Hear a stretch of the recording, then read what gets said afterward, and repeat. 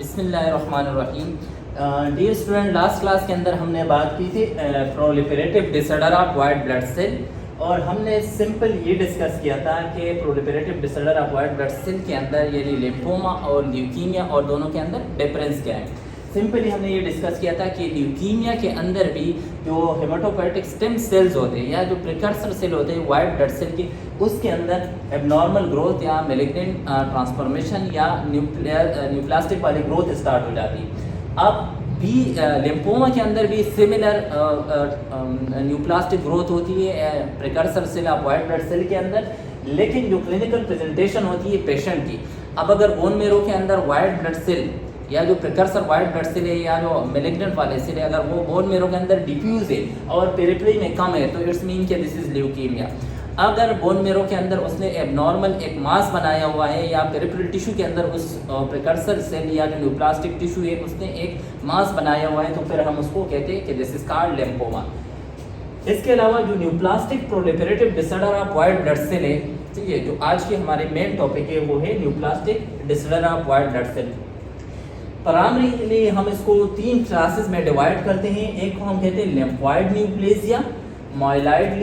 न्यूप्लेसिया, और जो third one है दिस इज हिस्टोसिटिक न्यूप्लेसिया। इन दो को हम लेटर डिस्कस करेंगे। आज हमारा मेन टॉपिक होगा दिस इज लिम्फोइड न्यूप्लेसिया। होता क्या है कि लेट्स सपोज कि अगर ये प्रिकर्सर सेल हो वाइट ब्लड सेल के, तो डिफरेंट स्टेज में इसको हम कहते हैं कि दिस इज ब्लास्ट सेल। जो प्रिकर्सर सेल होते हैं इसको हम कहते हैं ब्लास्ट सेल, क्योंकि इसके अंदर रैपिडली प्रोलिफरेशन होती है, रैपिडली इसके अंदर मल्टीप्लिकेशन स्टार्ट होती है। मल्टीपल स्टेजेस में से ये जब ये प्रिकर्सर सेल गुजरती है तो ये आखिर में 3 डिफरेंट टाइप्स ऑफ सेल्स बनाती है या डिफरेंट लाइनेज को ये फॉलो करते हैं। एक में से बी लिम्फोसाइट यानी बी सेल्स बनते हैं, एक में से टी सेल्स बनते हैं, और एक में से नेचुरल किलर सेल्स बनते हैं। ये प्रिकर्सर सेल है जिसको हम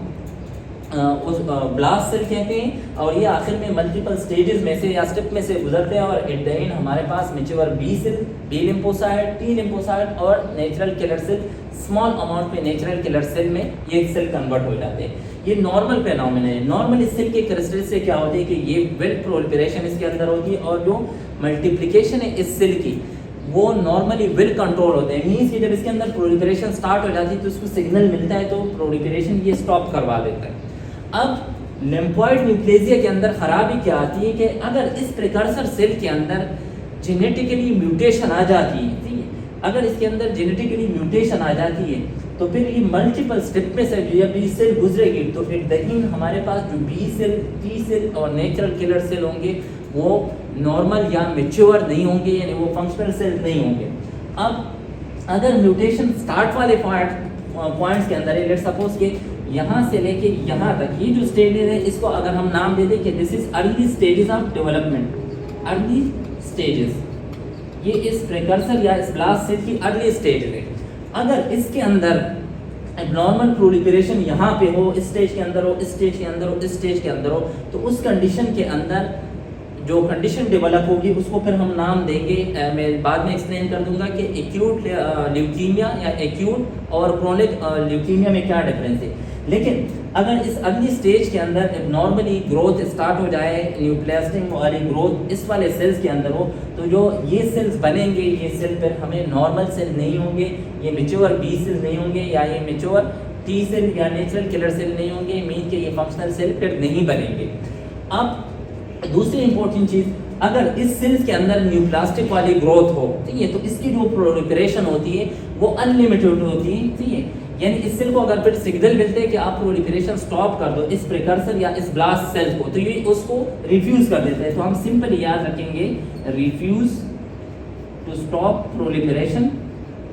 मीन्स कि इसके अंदर जो मल्टीप्लिकेशन वाला प्रोसेस होता है, अगर इसके अंदर कैंसर वाली न्यूप्लास्टिक चेंजेस है तो ये वाला प्रोसेस कंटिन्यूसली रहेगा, ठीक है। उससे क्या होगा, another survival for longer duration, longer duration के लिए ये जो मेलिग्नेंट वाला सेल होता है ये लॉन्गर ड्यूरेशन के लिए सर्वाइव कर रहा होता है। प्लस जो सेल्स बनते हैं, ठीक है, वो नॉन फंक्शनल होते हैं, वो नॉर्मल सेल नहीं होते। तो खराबी क्या आ जाती है बॉडी के अंदर, लेट्स सपोज कि अगर बोन मेरो के अंदर, लेट्स सपोज के बोन मेरो के अंदर अगर इस वाले सेल की तादाद बढ़ रही है, जिसको हम कहते हैं न्यूप्लास्टिक सेल, ठीक है, जो फंक्शनल सेल्स नहीं है, जो हमारे किसी काम के सेल्स नहीं है,